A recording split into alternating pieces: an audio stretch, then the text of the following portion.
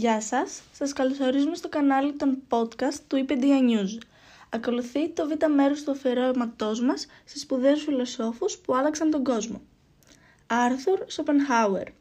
Στο τέλος του έτους μπορεί να αναλογίζεστε πώς συμπεριφερθήκατε κατά τη διάρκεια της χρονιάς και να κάνετε μια λίστα με τους στόχους σας για το μέλλον. Θα μπορούσα να μην κάνω αυτό ή να μην κάνω εκείνο, λέτε στον εαυτό σας. Από εδώ και στο εξής θα φέρομαι διαφορετικά. Για το Σοπενχάουερ όμως, κάνετε ένα λάθος, γιατί όταν σκέφτεστε με αυτόν τον τρόπο, νομίζετε ότι ορίζετε τη ζωή σας και τις πράξεις σας. Μα φυσικά και ορίζω τις πράξεις μου, θα πείτε. Είμαι εγώ εκείνος που κοιμάται, τρώει, παίζει ή μαλώνει. Είμαι εγώ που επιλέγω τι θα κάνω. Για το Σοπενχάουερ, αντίθετα τα πράγματα δεν είναι καθόλου έτσι. Υπάρχει κάτι που εκείνος αποκαλεί θέληση για ζωή και καθοδηγεί τις πράξεις μας.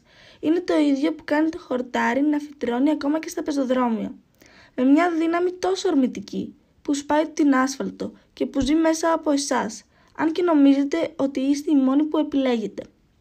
Η θέληση για ζωή σημαίνει μόνο ένα πράγμα, να ζεις χωρίς λογική και χωρίς αιτία. Γι' αυτό ο Σοπενχάουερ τη θεωρεί παράλογη. Θέλει εμείς οι άνθρωποι να διατηρήσουμε το είδος μας και γι' αυτό μας δίνει τη δυνατότητα της αναπαραγωγής. Γι' αυτό κάνει τους άντρες και τις γυναίκες να ερωτεύονται, ώστε να θελήσουν να αποκτήσουν παιδιά. Ο Σοπενχάουερ λέει επίσης ότι οι άνθρωποι θα μπορούσαν να αρνηθούν να είναι απλώς όργανα αναπαραγωγής. Ο μοναδικός τρόπος για να το κάνουν θα ήταν να αποκηρύξουν τις ανάγκες και τις επιθυμίες τους, όπως η επιθυμία να γίνουν γονείς. Αν συνέβαινε αυτό, μακροπρόθεσμα, το ανθρώπινο είδος θα εξαφανιζόταν και έτσι η θέληση για ζωή θα εξανεμιζόταν.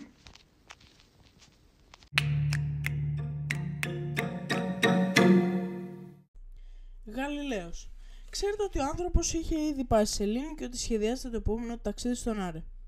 Ότι πριν από κάποια χρόνια έμοιαζε αδιανόητο, σήμερα είναι πραγματικότητα χάρη στο Γαλιλαίο.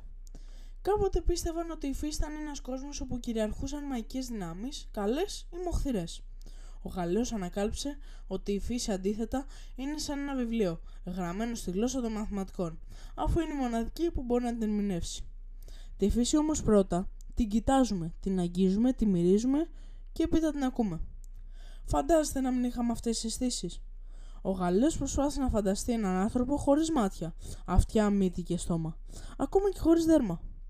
Θα μπορούσε αυτός ο άνθρωπος να αντιληφθεί τη φύση γύρω του? Προφανώς και όχι. Αλλά ο κόσμος θα εξακολουθούσε να υπάρχει και ο ήλιος θα ανέτειλε και θα βασίλευε. Όμως κανείς δεν θα γνώριζε το γιατί. Άρα οι αισθήσεις χρησιμεύουν για να συλλέγουμε στοιχεία και να κάνουμε υποθέσεις. Αλλά αυτό δεν είναι αρκετό. Είναι απαραίτητα τα πειράματα για να επιβεβαιώσουμε ότι οι υποθέσεις μας ισχύουν και μόνο τότε θα γίνουν νόμοι. Με το τηλεσκόπιο του Γαλιλαίος παρατήρησε πολύ καλά τον ουρανό, συγκέντρωσε τα στοιχεία του και επιβεβαίωσε τις υποθέσεις του, ανακαλύπτοντας τους κρατέρες της Σελήνης αλλά και την κίνηση της γης. Είδατε πόσο χρήσιμες είναι οι αισθήσεις για να αποκρυπτογραφήσουμε το μεγάλο βιβλίο της φύσης? Τότε γιατί σε βίβλο υπάρχουν αναφορές στους πλανήτες και στους νομούς που προέρχονται σε αντίθεση με την επιστήμη? Γιατί η βίβλος δεν μιλάει τη γλώσσα της φύσης, αλλά ασχολείται με το Θεό? Για το Γαλιλαίο, ο Θεός μας χάρισε τις αισθήσεις για να τις χρησιμοποιούμε ώστε να γνωρίσουμε το γήινο κόσμο και αυτό ακριβώς προσπάθησε να κάνει σε όλη του τη ζωή.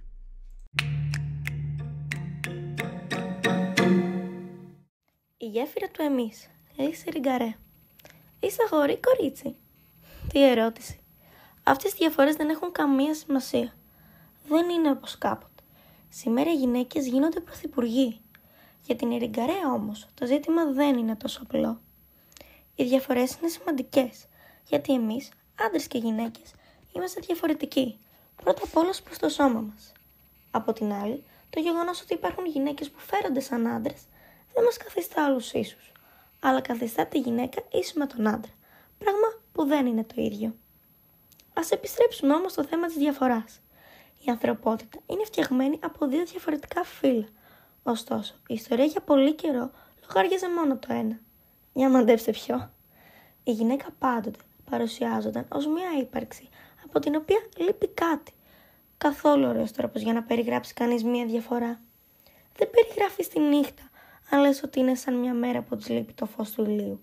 Θα την περιγράψεις όπως είναι αν πεις ότι είναι πλασμένη από το φεγγάρι και τα αστέρια. Έχουμε πολύ δρόμο ακόμα μπροστά μας μέχρι να δοθεί η ίδια αξία και στα δύο φύλλα. Σύμφωνα όμως με την Ιριγκαρέ, μπορούμε επιτέλους, άντρες και γυναίκες, κορίτσια και αγόρια, να δούμε αυτό που είμαστε. Δύο διαφορετικά φύλλα που κατοικούν το ένα απέναντι από το άλλο, στις όχθες ενός ποταμού, το κάθε ένα με τη δική του γλώσσα. Από αυτήν ακριβώς την απόσταση θα μπορέσουμε να χτίσουμε μία γέφυρα για να επικοινωνούμε και να συζητάμε. Μία γέφυρα που θα ξεκινάει από τη μία μεριά και θα φτάνει στην άλλη. Με τα αγόρια να καρφώνουν με το σφυρί της σανίδας των λέξεων και τα κορίτσια να συνδέουν τις σανίδες των προθέσεων. Στο κάτω-κάτω, η γέφυρα του εμείς μπορεί να στεριάσει μόνο ξεκινώντας από δύο διαφορετικές όχθες.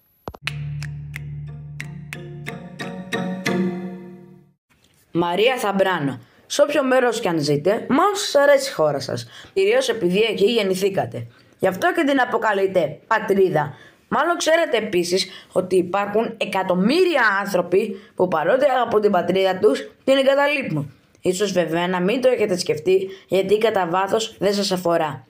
Η Θαμπράνο όμως που αναγκάστηκε να βγει στην Ισπανία της, λέει ότι αυτό μας αφορά όλους και μάλιστα περισσότερο από ό,τι νομίζουμε. Δεν μπορείς ούτε καν να φανταστείς πώς είναι να σου αρπάζουν τα πάντα. Σχέσεις, συνήθειες, τόπους, πράγματα, ακόμα και τις λέξεις που ξέρεις. Η Θαμπράνο λέει πως ο άνθρωπος τότε νιώθει μόνος του, μεταξύ ουρανού και γης, σαν εγκαταλελειμμένος ναυαγός, που δεν έχει πια τίποτε άλλο πέρα από τη ζωή του και δεν είναι τίποτε άλλο παρά ένα ανθρώπινο πλάσμα που αναγκάζεται να γεννηθεί ξανά. Όλοι μας έχουμε ήδη γεννηθεί μια φορά και στο ίδιο. Όταν όμως ερχόμαστε σε αυτόν τον κόσμο, συχνά ζούμε τη ζωή μας, λες και για να την ολοκληρώσουμε πρέπει να πετύχουμε ένα συγκεκριμένο στόχο ή να γίνουμε κάποιος σύμφωνα με τα πρότυπα που ορίζει η κοινωνία μας, η οποία επιβάλλει τη διαδρομή που οφείλουμε να ακολουθήσουμε. Η Θαμπράνο όμως λέει ότι είμαστε ανθρώπινα πλάσματα, ακριβώς επειδή μπορούμε να πλάθουμε διαρκώς τον εαυτό μας, ακόμα και με το ρίσκο να φτάσουμε στο μηδέν και να αρχίσουμε από την αρχή. Συχνά το ξεχνάμε αυτό. Όποιος όμως έχει αποχωρήσει την πατρίδα του, ξέρει πώς να το κάνει, γιατί είναι αναγκασμένος να μάθει πώς να ξαναγεννηθεί. Δεν πρέπει λοιπόν να ξεχνάμε πως κάθε άνθρωπος είναι σαν τον ήλιο, που δεν σταματά ποτέ να ανατέλει.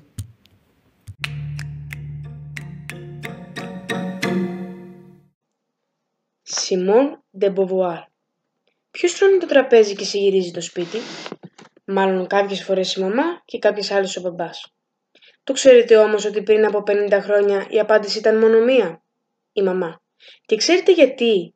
Επειδή υπήρχε η πεποίθηση ότι οι γυναίκες ήταν κατώτερες από τους άντρες. Μόνο που άντρες και γυναίκες είναι ίσοι, καθώς και οι δύο διαθέτουν λογική για να σκέφτονται και το κάνουν τον ίδιο τρόπο. Αυτό το θέμα απασχόλησε πολύ την ντε Μποβουάρ. Έγραψε μάλιστα ένα βιβλίο που έγινε διάσημο σε όλο τον κόσμο.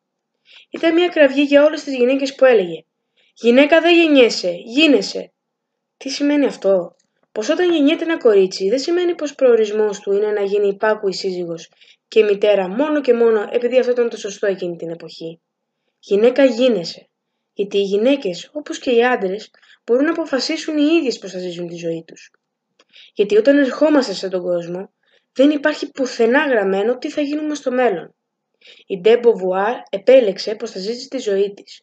Αν και πάλεψε γι' αυτό, γιατί εκείνη την εποχή δεν ήταν πολλές οι γυναίκες συγγραφείς και φιλόσοφες. Εκτός αυτού, ούτε παντρεύτηκε ούτε έκανε παιδιά. Προσέξτε όμως, αυτό δεν σημαίνει σε καμία περίπτωση ότι μια γυναίκα που εργάζεται δεν μπορεί να είναι ταυτόχρονα και σύζυγος και μητέρα. Το ζητούμενο είναι άλλο. Ό,τι και κάνει στη ζωή της, το σημαντικό είναι να αποφασίζει η ίδια για τον εαυτό της. Άρα το θέμα που προκύπτει είναι η ελευθερία. Ένα δικαίωμα που για τις γυναίκες δεν ήταν δεδομένο και που δυστυχώς κάποιες φορές δεν είναι ούτε και σήμερα.